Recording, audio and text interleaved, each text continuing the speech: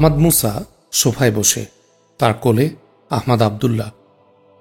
নিচে কার্পেটে আহমদ মুসার পায়ের কাছে ডোনা জোসেফাইন, তার মাথা আহমদ মুসার উরুতে। অনেক ঘোরাফেরা ও দুষ্টুমির পর নেতিয়ে পড়েছে আহমদ আবদুল্লাহ। এখন ঘুমাবে সে। ওকে ওর বেডে রেখে আসি, বলল জোসেফাইন। না, তোমাকে উঠতে হবে না, ও কোলেই ভালো ঘুমাবে বলে একটা হাত আহমদ মুসা জোসেফাইনের মাথায় রাখল। জোসেফাইনেরও একটা হাত ধীরে ধীরে উঠে গিয়ে আহমদ মুসার হাত ধরল। অসুখ কাটিয়ে উঠেছে আহমদ আবদুল্লাহ। গত দুদিন থেকে ওর মুভমেন্টটা একদম নর্মাল হয়ে গেছে, বলল জোসেফাইন। তাহলে দেখা যাচ্ছে অসুস্থ হবার পর 1.5 মাস লাগলো তার নর্মাল হতে। খুব কষ্ট পেয়েছে বেচারা এবার পেটের অসুখে। আমার মনে হয় পয়জনিংটা পানি থেকেই হয়েছিল। আমি তাই মনে করেছি। মেয়েদের যে কনফারেন্সে গিয়েছিলাম সেখানে ছোট একটা বটলড ওয়াটার নিয়েছিলাম। পানিটার ব্র্যান্ড মনে নেই, আউটডেটেড হতে পারে পানিটা। যাক, আল্লাহ আমাদের সাহায্য করেছেন, আরও খারাপ হয়নি, এটা আল্লাহরই সাহায্য। আলহামদুলিল্লাহ, সবাই সাহায্য করেছেন। হাসপাতালের ডিজি বারবার কেবিনে এসেছেন তার খোঁজ নিতে। আমাদের মদিনার গভর্নর স্ত্রী 2-3 দিন এসে দেখে গেছেন হাসপাতালে। তুমি গভর্নর সাহেবকে একটা ধন্যবাদ দিও। ঠিক আছে, বলল আহমদ মুসা। হঠাৎ ডোনা জোসেফাইন মুখ তুলে বলল, গতকাল গভর্নর হাউস থেকে একটা বড় এনভেলাপ দিয়ে গেছে। তুমি তখন বাসায় ছিলে না, তোমাকে দেখানো হয়নি। নিয়ে আসে ওটা, বলে উঠে দাঁড়িয়ে ছুটল নিজের বেডরুমের দিকে। মিনিটের মধ্যে একটা এনভেলাপ নিয়ে ফিরে এলো ডোনা। আহমদ মুসা এনভেলাপ খুলে দেখল অনেকগুলো চিঠি। চোখ বুলিয়ে দেখল চিঠির কপিগুলো। তার মুখ উজ্জ্বল হয়ে উঠল। বলল, জোসেফাইন, আমেরিকায় আমি যাদের হজের জন্য দাওয়াত করে এসেছিলাম, এগুলো তাদের কাছে প্রেরিত সৌদি সরকারের দাওয়াতের আনুষ্ঠানিক চিঠির কপি। ডোনা জোসেফাইনের মুখ উজ্জ্বল হয়ে উঠল খুশিতে। বলল, দেখি চিঠিগুলো। চিঠিগুলো হাতে নিয়ে এক এক করে পড়তে লাগল। Mrs Jefferson George Abraham Johnson, Mrs Johnson Kamal Sulaiman Boumediene Billa, doctor Haim Haikal, Mrs Haikal, Mister Morris Morgan এবং মিসেস মর্গান। শেষ নামটা পড়ার পর ডোনা জোসেফাইনের মুখের আনন্দ উজ্জ্বল হয়ে হঠাৎ দপ করে নিভে গেল। তাকালো আহমদ মুসার দিকে, বলল, সারা জেফারসনের চিঠি কোথায়? সে কি আসবে না? ডোনা জোসেফাইনের কণ্ঠ শুকনো। মনে হয় সে আসবে না বলে দিয়েছে, তাই চিঠি যায়নি। নিয়ম হল, যারা আসার কনসেন্ট দেয় তাদেরকে আনুষ্ঠানিক ইনভাইটেশন লেটার পাঠানো হয়, বলল আহমদ মুসা নরম কণ্ঠে, সান্ত্বনা দেওয়ার মতো করে। সে আসতে চায় না, এর মধ্যেই ওর কল্যাণ আছে। মানুষের যেখানে কিছুই করার থাকে না, সেটা আল্লাহর উপর ছেড়ে দিতে হয়। এর মধ্যে শান্তি ও সান্ত্বনা আছে। তুমি ওকে আল্লাহর হাতে ছেড়ে দাও, বলল আহমদ মুসা। কর্ডলেস ল্যান্ড টেলিফোনটা বেজে উঠল। টেলিফোনটা ড্রয়িং রুমের ওপাশে। ডোনা জোসেফাইন উঠে চোখ মুছে দ্রুত টেলিফোন ধরতে গেল। ওপারের কথা শুনেই প্লিজ হোল্ড অন বলে টেলিফোন রিসিভারটা মুখের কাছ থেকে সরিয়ে নিয়ে চাপা কণ্ঠে বলল, ওআইসির সেক্রেটারি জেনারেল। নিয়ে এসো, বলে আহমদ মুসা সোজা হয়ে সোফায় বসল। ডোনা জোসেফাইন কর্ডলেস টেলিফোনের রিসিভারটা আহমদ মুসার হাতে দিল। থ্যাঙ্কস বলে রিসিভারটা নিল আহমদ মুসা। টেলিফোনে আহমদ মুসা হাতে দিয়ে ড্রয়িং রুম থেকে জোসেফাইন বের হয়ে গেল ঘুমানো আহমদ আবদুল্লাহকে কোলে তুলে নিয়ে। চলল বেডরুমে আহমদ আবদুল্লাহকে শুয়ে দেবার জন্যে। 2 মিনিট পরে জোসেফাইন ফিরে এলো। দেখল আহমদ মুসা কর্ডলেস রিসিভারটা চার্জ স্ট্যান্ডে রেখে সোফায় ফিরে যাচ্ছে। শেষ হয়ে গেছে কথা, পেছন থেকে বলে উঠল জোসেফাইন। পেছন ফিরে হাঁ বলে একটু দাঁড়িয়ে ডোনা জোসেফাইনের একটা হাত ধরে তাকে নিয়ে একটা সোফায় বসল। বলল, ওরা আসতে চান, এক্ষুনি আসবেন কিনা এই জন্যেই টেলিফোন করেছিলেন। ওরা কারা? বলল জোসেফাইন। ওই তো যিনি টেলিফোন করেছিলেন, ওআইসির secretary general doctor Omar Abdullah Ibn Abu Bakr, এবং আরেকজন হলেন ওআইসির নিরাপত্তা চিফ জেনারেল তাহির তারিক। বলল আহমদ মুসা। কম্বিনেশনটা সুবিধের মনে হচ্ছে না, বলল ডোনা জোসেফাইন, ঠোঁটে হাসি। সুবিধের নয় কেন, জিজ্ঞাসা আহমদ মুসার। সেক্রেটারি জেনারেল ও নিরাপত্তা চিফ যখন একসাথে আসছেন তখন একটা খারাপ খবর নিশ্চয় তাদের সাথে আসছে, বলল জোসেফাইন আহমদ মুসার পাশে বসতে বসতে। আহমদ মুসা জোসেফাইনের মাথাটা ঠেস দিয়ে শরীরটাকে সোফার উপর লম্বা করে দিয়ে বলল, তুমি রীতিমতো গোয়েন্দা হয়ে গেলে দেখছি। জোসেফাইন বলল, এই সহজ মন্তব্যের জন্য গোয়েন্দা হবার দরকার হয় না জনাব। কোনো ডেলিগেশন কিংবা মিশনে ওআইসির মতো সংস্থার সেক্রেটারি জেনারেল সাথে যখন সংস্থার নিরাপত্তার চিফ যুক্ত হন তখন ধরে নিতে হবে নিশ্চয়ই সিকিউরিটির সাথে সংশ্লিষ্ট কোনো বিষয় নিয়ে আলোচনা করবে। আলোচনা যখন করবে তখন নিশ্চয়ই সিকিউরিটি বিষয়ে কোনো সমস্যার সৃষ্টি হয়েছে, আর সিকিউরিটি সমস্যা সব সময় কোনো খারাপ মেসেজ নিয়ে আসে। হাসল আহমদ মুসা, বলল, ধন্যবাদ।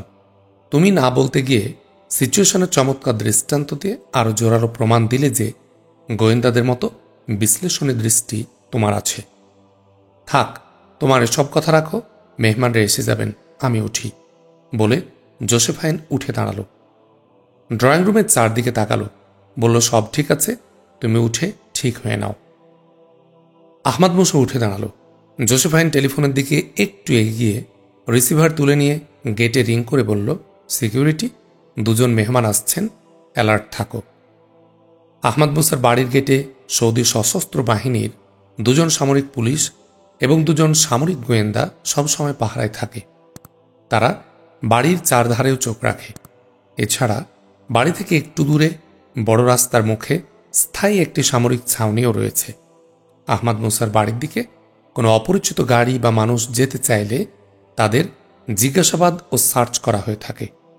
আহমদ মুসাকে সৌদি সরকার একজন ক্যাবিনেট মিনিস্টারের মর্যাদা দেয়। জোসেফাইন সিকিউরিটির কাছে টেলিফোন করার 5 মিনিটের মধ্যে দুটি সাদা ও একটি লাল রঙের কার এলো।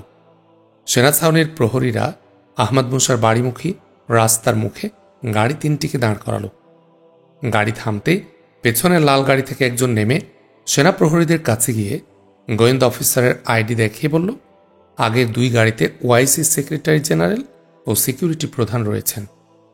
প্রহরী সেনা অফিসার তীক্ষ্ণ দৃষ্টিতে গোয়েন্দা অফিসারের দিকে তাকিয়ে বলল, তাদের গাড়িতে ফ্ল্যাগ নেই কেন?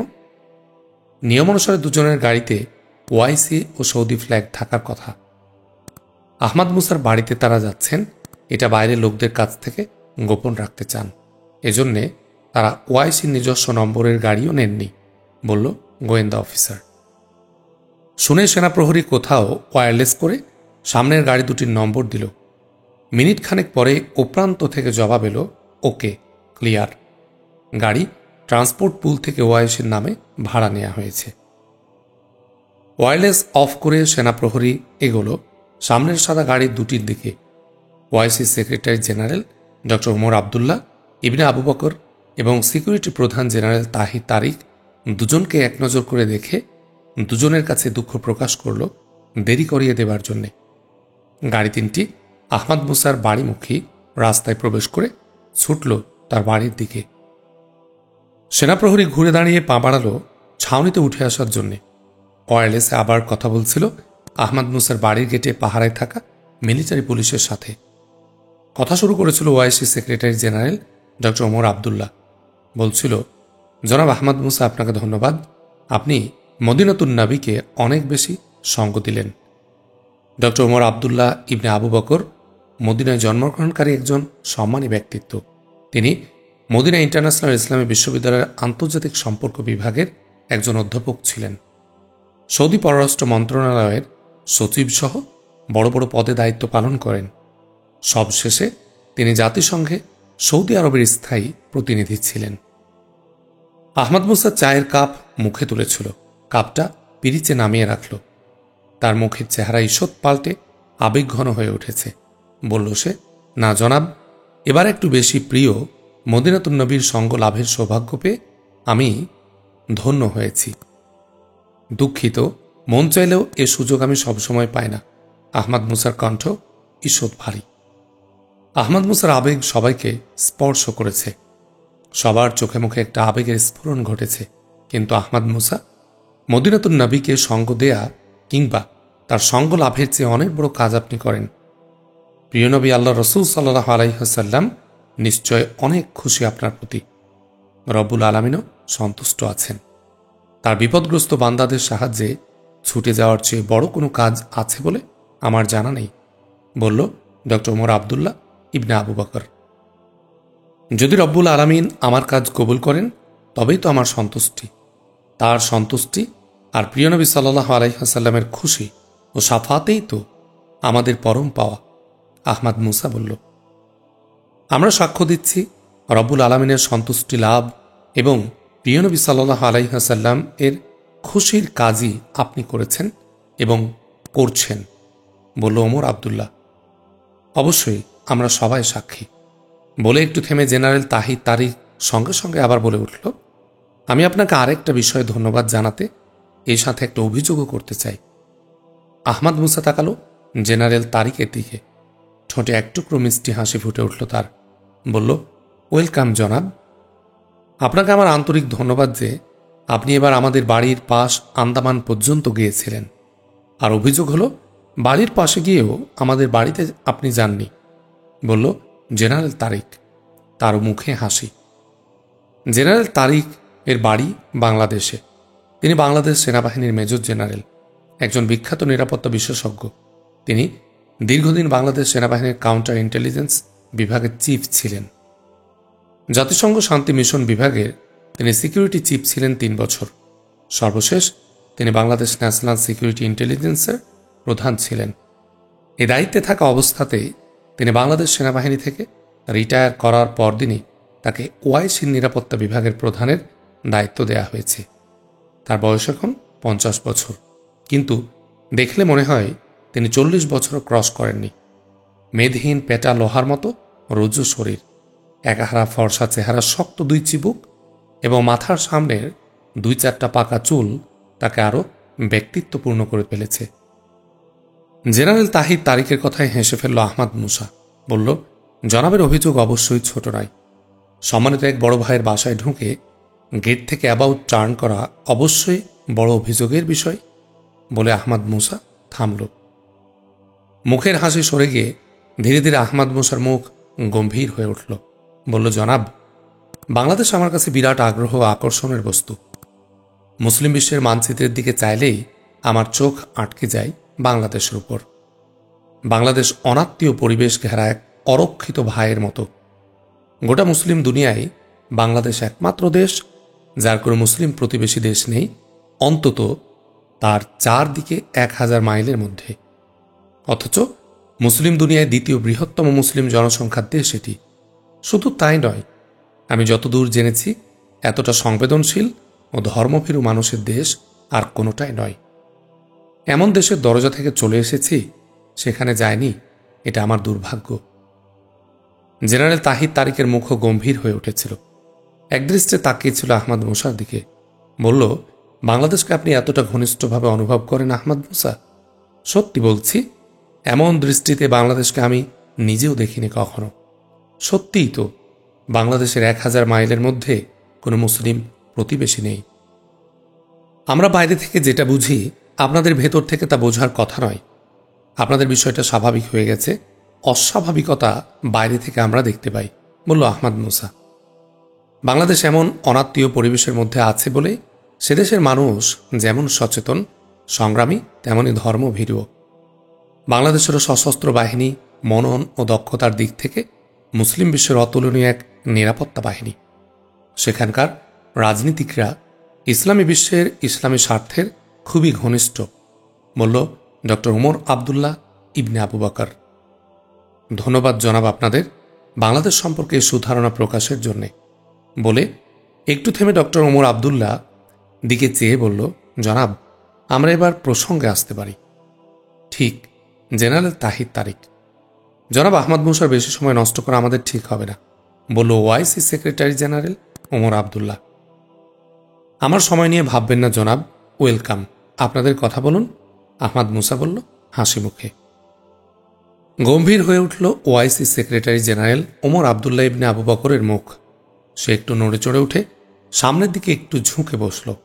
বলতে শুরু করল, জনাব আহমদ মুসা, আপনি জানেন ইস্তাম্বুলে OIC Institute of Advanced Research and Technology আছে। সংক্ষেপে সেটা OICIRT বলে পরিচিত। দৃশ্যত ওটা ইস্তাম্বুল বিশ্ববিদ্যালয়ের একটা রিসার্চ উইং, কিন্তু আসলে প্রতিষ্ঠানটি ওআইসি পরিচালিত স্বাধীন প্রতিষ্ঠান। ওআইসি নিরাপত্তা কমিটি মনোনীত 3 সদস্যের একটা কমিটি এই প্রতিষ্ঠান পরিচালনা করেন। প্রতিষ্ঠানটি মানব কল্যাণকর মৌলিক কিছু বিষয়ে গবেষণায় রত।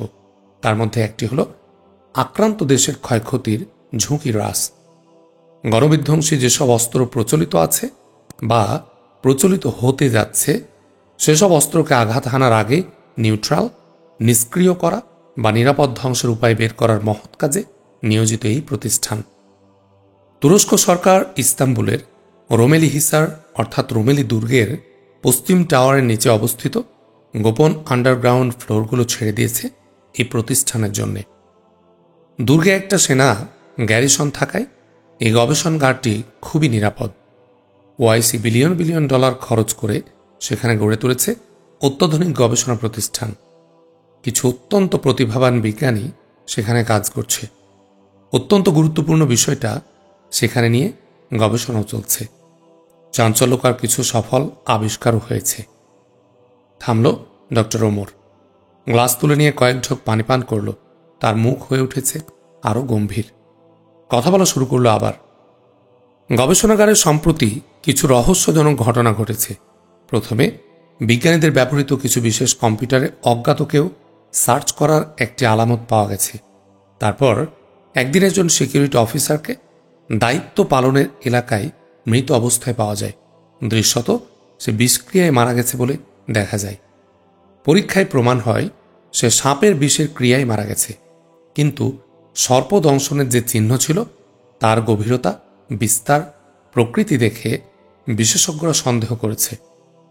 ওআইসির একজন কাউন্টার ইন্টেলিজেন্স এজেন্টকে সঙ্গে সঙ্গে তদন্তের জন্য কাজে লাগানো হয়। তিনি কাজ শুরু করার 2 দিন পর তার মৃতদেহ পাওয়া যায় বসফরাসের পানিতে। পোস্টমর্টেমের রিপোর্ট বলছে সে ডুবে মারা গেছে। এরপর তুর্কি প্রধানমন্ত্রীর সাথে পরামর্শ করে ওআইসির 3 জন এবং তুরস্কের 2 জন নিরাপত্তা অফিসার নিয়ে 5 সদস্যের একটা নিরাপত্তা টিম গঠন করা হয় তদন্তের জন্য। টিম দায়িত্ব গ্রহণের একদিন পর তারা সেদিন রাত 9টায় একসঙ্গে বের হন ঘটনাস্থল সরেজমিনে দেখার জন্যে। তারা একটা গাড়িতে করেই বের হন। তাদেরই একজন ড্রাইভ করেন গাড়ি। চরম বিস্ময়ের ব্যাপার হলো তাদের আর কোনো খোঁজ পাওয়া যায়নি। গাড়িটারও সন্ধান মেলেনি। শুধু আমরাই নই, তুর্কি সরকারও ভয়ানক উদ্বিগ্ন। আবার থামল ডক্টর ওমর আবদুল্লাহ। তার চোখে মুখে উদ্বেগ ও হতাশা। শরীরটা পেছন দিকে সোফায় এলিয়ে দিয়ে ওমর আবদুল্লাহ বলল, আমরা খুবই উদ্বিগ্ন। তুর্কি সরকারও ভীষণ উদ্বেগের মধ্যে পড়েছে। সন্দেহ করছি আমরা বড় কোনো ষড়যন্ত্রের মধ্যে পড়েছি, কিন্তু এই সন্দেহ প্রমাণ করার মতো কোনো তথ্য আমাদের হাতে নেই। তাহলে ঘটনাগুলো কি সবই কাকতালীয়? এটা তো হতে পারে না। আর ষড়যন্ত্র যদি ধরে নিতে হয় তাহলে সেটা বিরাট হয়ে দাঁড়াচ্ছে। সর্পদংশনের ক্ল্যামোফ্লেজে সিকিউরিটি অফিসার হত্যা, ডুবে মারার ক্যামোফ্লেজে এক গোয়েন্দা হত্যা এবং 5 জন শীর্ষস্থানীয় গোয়েন্দাকে একসাথে গায়েব করে ফেলা, এসব কোনো বড় ও শক্তিশালী শত্রুর কাজ বলে ধরে নিতে হয়। কে এই শত্রু? আমাদের তো কোনো শত্রু নেই। এসব ব্যাপার নিয়ে আমরা দীর্ঘ আলোচনা করেছি। তুর্কি প্রধানমন্ত্রীর সাথে বসেছি, তারাও আমাদের মতো বিমূঢ়। আমরা অনেক ভেবেছি। শেষে আমি ও তুর্কি প্রধানমন্ত্রী মিলেই সিদ্ধান্ত নিয়েছি আপনাকে ডাকার। বলে মুহূর্তকাল থেমে বলে উঠল, আমরা আর কোনো বিকল্প খুঁজে পাইনি। আপনাকে বিষয়টা দেখার দায়িত্ব নিতে হবে। এটা আমাদের সকলের তরফ থেকে অনুরোধ। থামল ডক্টর ওমর আবদুল্লাহ। সঙ্গে সঙ্গে জেনারেল তারিক তাহির বলে উঠল, আমাদের আশঙ্কা, এবং এই আশঙ্কাকে আমি সত্য বলে মনে করি। ইস্তাম্বুলের রোমেলি দুর্গ ঘিরে বড় ঘটনা ঘটেছে। আপনার সাহায্য দরকার এবং অবিলম্বে। আহমদ মুসার কপাল কুঞ্চিত। ভাবছিল সে। বলল, বড় ঘটনার জন্যে বড় কারণ থাকতে হয়। কি কারণ এমন থাকতে পারে বলে আপনারা মনে করেন? কারণ জানলে তো শত্রুকে কিছুটা চেনা যেত। কিন্তু এত বড় ঘটনার কারণ হতে পারে এমন কোনো কিছু আমরা খুঁজে পাচ্ছি না, বলল জেনারেল তারিক। ধীরে ধীরে আহমদ মুসা সোফা থেকে গা তুলে সোজা হয়ে বসল।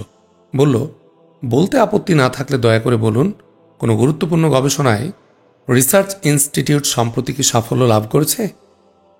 ডক্টর ওমর আবদুল্লাহ বলল, জেনারেল তাহির তারিক পরস্পরের মুখের দিকে চাওয়াচাই করার পর, আপনার কাছে কোনো কিছু বলতে আমাদের আপত্তি নেই। আমাদের ইনস্টিটিউটে অনেক বিষয় নিয়ে গবেষণা চলছে, অনেক বিষয়ে আমরা সাফল্য পেয়েছি। সম্প্রতি সবচেয়ে বড় সাফল্য আমাদের অর্জিত হয়েছে, সেটা হচ্ছে আমরা গণবিধ্বংসী অস্ত্রের হাত থেকে মানুষকে বাঁচানোর নিরাপদ প্রতিরক্ষা কৌশল আবিষ্কারের সফলতা অর্জন করেছি। আমাদের বিজ্ঞানীরা magnetic control guided integrated photon net আবিষ্কার করেছে। এটা কোনো অস্ত্র নয়, কিন্তু উড়ে আসা সব রকম অস্ত্রকে এ ফোটন নেট গিলে ফেলতে পারে এবং তা আকাশের নিরাপদ দূরত্বে বহন করে নিয়ে গিয়ে বিস্ফোরণ ঘটাতে পারে। আহমদ মুসার চেহারা পাল্টে গেছে। আনন্দ বিস্ময়ের ঢেউ এসে আছড়ে পড়ছে তার চোখে মুখে। সোজা হয়ে বসেছে সে সোফায়। ডক্টর ওমর আবদুল্লার কথা শেষ হতে আহমদ মুসা বলল, এটা কি তত্ত্বগত আবিষ্কার, না এর পরীক্ষাও হয়েছে? সব রকম টেস্ট শেষ হয়েছে। এখন আমাদের সৌড শতভাগ অ্যাকিউরেট। এবং বলল ডক্টর ওমর আবদুল্লাহ, সৌড কি? ওটা কি ফোটন নেটের নাম? জিজ্ঞাসা করল আহমদ মুসা। জি, সৌড magnetic control guided integrated photon net এর ব্যবহারিক নাম। SOWARD। সৌড এর এলাবোরেশন হল saviour of world rational domain, বলল জেনারেল তাহির তারিক। ব্যবহারিক নামটা তো চমৎকার, তবে আরও সুন্দর হতো যদি রেশনালের জায়গায় হিউম্যান যোগ করা হতো। অবশ্য ডাকনামটা সৌড হতো না, কিংবা কোনো ভালো শব্দও হতো না, আহমদ মুসা বলল। ডক্টর ওমর আবদুল্লাহ সঙ্গে সঙ্গে বলে উঠল, ধন্যবাদ জনাব আহমদ মুসা, আমাদের চিন্তা মিলে গেছে। আমরাও হিউম্যানের কথাই চিন্তা করেছিলাম, তবে ব্যবহারিক নামের সংক্ষিপ্ত উচ্চারণে একটা তাৎপর্য আনার জন্য আমরা রেশনাল শব্দ এনেছি। তবে হিউম্যান ও রেশনাল ভিন্ন শব্দ হলেও অর্থ একই। হিউম্যান বা মানুষ হল রেশনাল। পশুর গুণ যেমন অ্যানিম্যালিটি বা পশুত্ব, তেমনি মানুষের গুণ রেশনালিটি বা মনুষ্যত্ব। রেশনাল বলে মানুষ প্রকৃতপক্ষে মানুষ, সুতরাং রেশনাল ডোমেইন দ্বারা হিউম্যান ডোমেইনই বোঝাচ্ছে। ধন্যবাদ, আপনাদের সিদ্ধান্তই ঠিক। একটু থামল আহমদ মুসা, সঙ্গে সঙ্গে আবার বলে উঠল, সোর্ড আবিষ্কারের বিষয় কোন পর্যায় পর্যন্ত জানাজানি হয়েছে?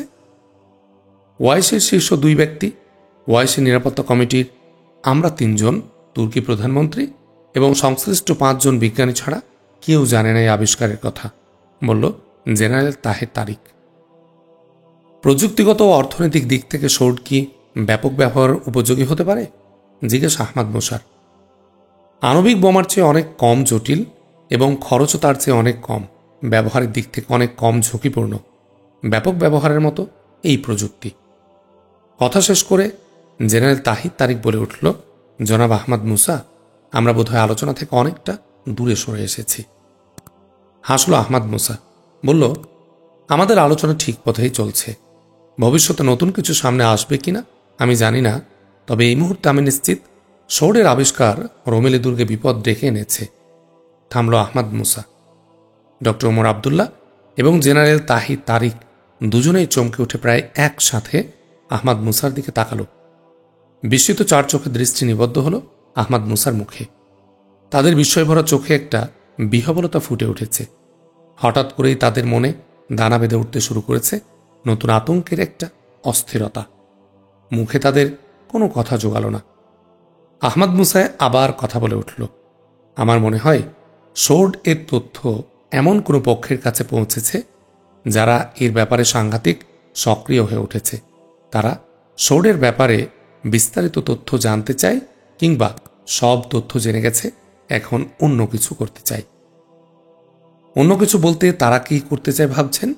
জিজ্ঞাসা জেনারেল তাহির তারিকের, তার কণ্ঠে উদ্বেগ। চোখ বন্ধ করেছে আহমদ মুসা, ভাবছে সে।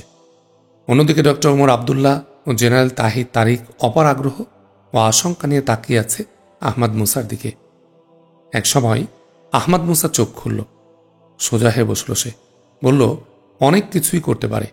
শোরের প্ল্যান চুরি, ফাইল চুরি এবং শোরের ল্যাবরেটরি প্রোটোটাইপ চুরি থেকে শুরু করে বিজ্ঞানীদের হত্যা, কিডন্যাপ ইত্যাদি সব ধরনের ঘটনায় ঘটাতে পারে। থামল আহমদ মুসা। ডক্টর ওমর আবদুল্লাহ এবং জেনারেল তাহির তারিকের মুখ চোখের আলো যেন দপ করে নিভে গেছে। আতঙ্কের মূর্তিমার অন্ধকার নামল তাদের চোখে মুখে। কিছুক্ষণ তারা কোনো কথা বলতেই পারল না। ওদের নীরবতা ভাঙলে ডক্টর ওমর আবদুল্লাহ বলল, ঘটনা এতদূর গড়িয়েছে, সর্বনাশ, যে কোনো মুহূর্তে একটা কিছু ঘটে যেতে পারে। জনাব আহমদ মুসা, আপনি দয়া করে তাড়াতাড়ি চলুন ইস্তাম্বুলে।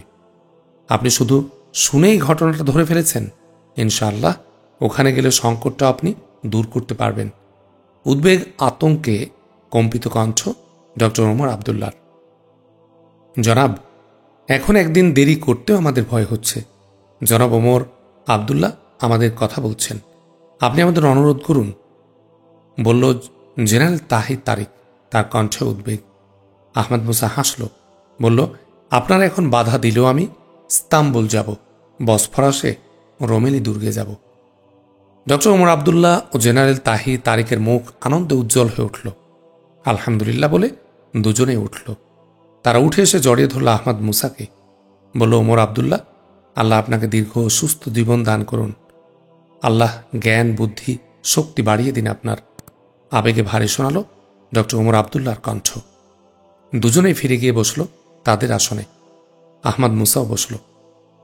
বসে ডক্টর ওমর আবদুল্লাহ পকেট থেকে দুটি চিঠি বের করে আহমদ মুসার দিকে এগিয়ে দিয়ে বলল, একটা ম্যাডাম জোসেফাইনের জন্য, তাকে তুরস্কের ম্যাডাম প্রেসিডেন্ট তার পক্ষে স্টেট গেস্ট হিসেবে তুরস্ক সফরের আমন্ত্রণ জানিয়েছেন। অন্য চিঠিতে তুরস্কের প্রেসিডেন্ট তার পক্ষে রাষ্ট্রীয় অতিথি হিসেবে আপনাকে আমন্ত্রণ করেছেন। এই আমন্ত্রণ আপনারা গ্রহণ করলে তারা সম্মানিত বোধ করবেন।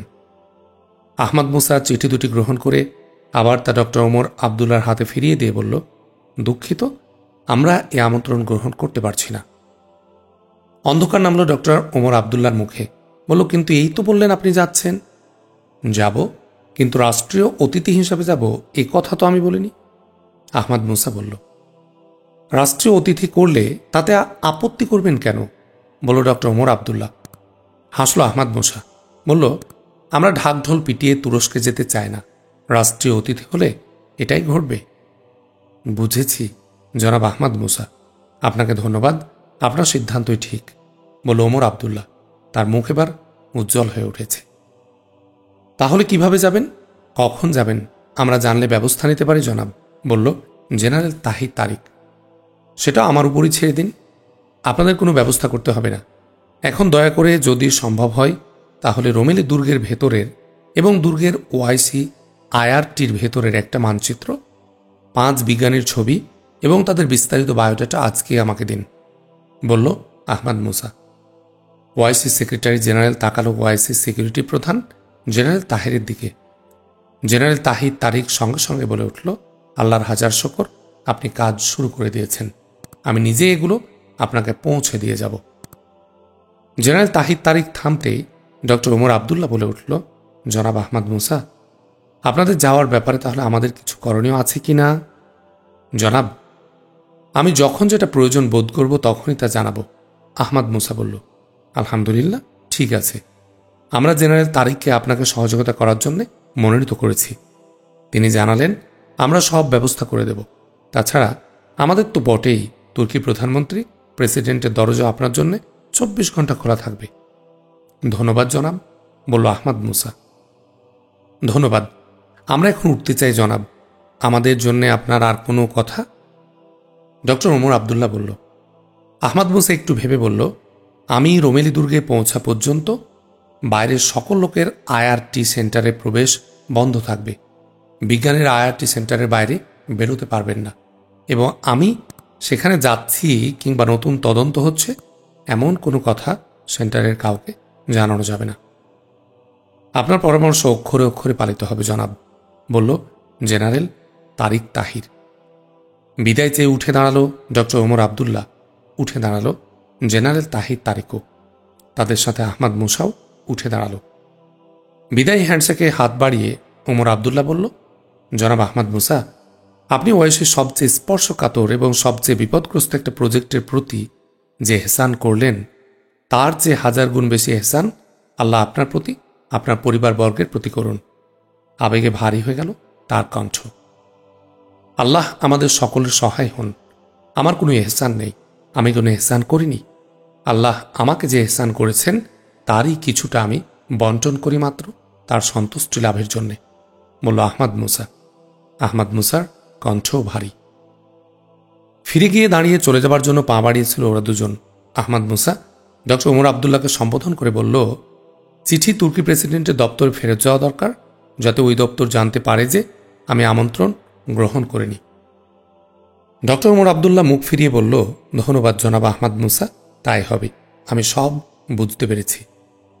ডক্টর ওমর আবদুল্লাহ থামতেই জেনারেল তাহি তারিক বলল যে আল্লাহ আপনাকে এই অসীম দূরদৃষ্টি দিয়েছেন, আমি প্রাণ ভরে তার শুকরিয়া আদায় করছি। আল্লাহ আপনাকে দীর্ঘ হায়াতে কামিলা দান করুন। আলহামদুলিল্লাহ, বলল আহমদ মুসা।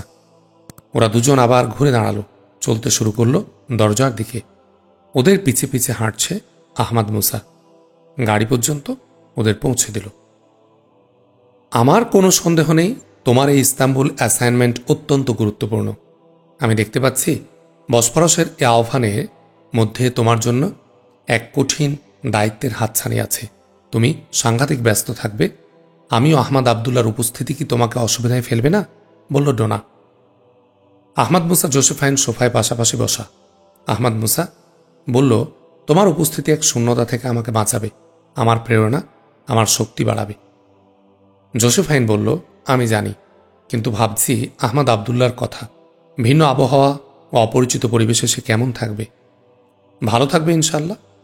বসফরাসের পশ্চিম তীরে ইস্তাম্বুলের ইউরোপীয় অংশে গোল্ডেন হর্নের পূর্বকূলে, যেখানে বসফরাস, গোল্ডেন হর্ন, মর্মর সাগর একসাথে আছড়ে পড়ছে, এমন জায়গায় তুর্কি সরকারের ভিভিআইপি রাষ্ট্রীয় অতিথিদের একটা রিসোর্ট এলাকা আছে। সেখানে সবচেয়ে সুন্দর একটা কটেজ তুমি পাচ্ছ। দেখবে খুব ভালো থাকবে আহমদ আবদুল্লাহ, বলল আহমদ মুসা। তুমি যে বর্ণনা দিলে তাতে আমার বুকটা তোলপাড় করে উঠেছে। বুঝতে পারছি কেমন লাগবে জায়গাটা। ধন্যবাদ তোমাকে। কিন্তু তুমি তো বললে রাষ্ট্রীয় আতিথ্য তুমি প্রত্যাখ্যান করেছ। তাহলে রাষ্ট্রীয় অতিথিদের রিসোর্ট কি করে এলো আবার, বলল জোসেফাইন। আমারও তোমার নামে আসা রাষ্ট্রীয় আতিথ্যের চিঠি প্রত্যাখ্যান করেছি, রাষ্ট্রীয় আতিথ্য প্রত্যাখ্যান করিনি। ভিন্ন নামে ফরাসি রয়্যাল সদস্যের ভিন্ন এক পরিচয়ে তুমি রাষ্ট্রীয় অতিথি হয়েছ, আর আমি যাচ্ছি ট্যুরিস্ট হিসাবে। আমি হব অলিখিত রাষ্ট্রীয় অতিথি। আমরা যাব একই প্লেনে, কিন্তু ডিপার্চার লাউঞ্জ থেকে তুমি বেরোবে ভিভিআইপি গেট দিয়ে, আর আমি বেরোবো সাধারণ বিজনেস ক্লাসের গেট দিয়ে, আহমদ মুসা বলল। জোসেফাইন সোজা হয়ে বসল এবং বলল, তারপর তুরস্কের ম্যাডাম প্রেসিডেন্টের পার্সোনাল সেক্রেটারি মিস লতিফা আরবাকান তোমাকে রাষ্ট্রীয় কায়দা রিসিভ করে প্রেসিডেন্টের প্রাসাদে নিয়ে যাবে। সেখানে তুমি ম্যাডাম প্রেসিডেন্টের সাথে ডিনার করবে, বিশ্রাম নেবে। পরে তোমাকে নিয়ে যাওয়া হবে গোল্ড রিসোর্টে, বলল আহমদ মুসা। তুমি তখন সেখানে থাকবে না, বলল জোসেফাইন। হাসল আহমদ মুসা, বলল, আমি তখন অনেকখানি দূরে ইস্তাম্বুলের পূর্বাংশে রোমেলি দুর্গে অথবা দুর্গ সংলগ্ন কোনো এক বাড়িতে বা ফ্ল্যাটে থাকব। জোসেফাইনের মুখ অন্ধকার নেমে এলো। সে আস্তে আস্তে নিজের মাথা আহমদ মুসার কাঁধে ন্যস্ত করল, বলল, বুঝতে পেরেছি, কিন্তু তুমি আছো অথচ নেই, এটা আমি সহ্য করব কি করে?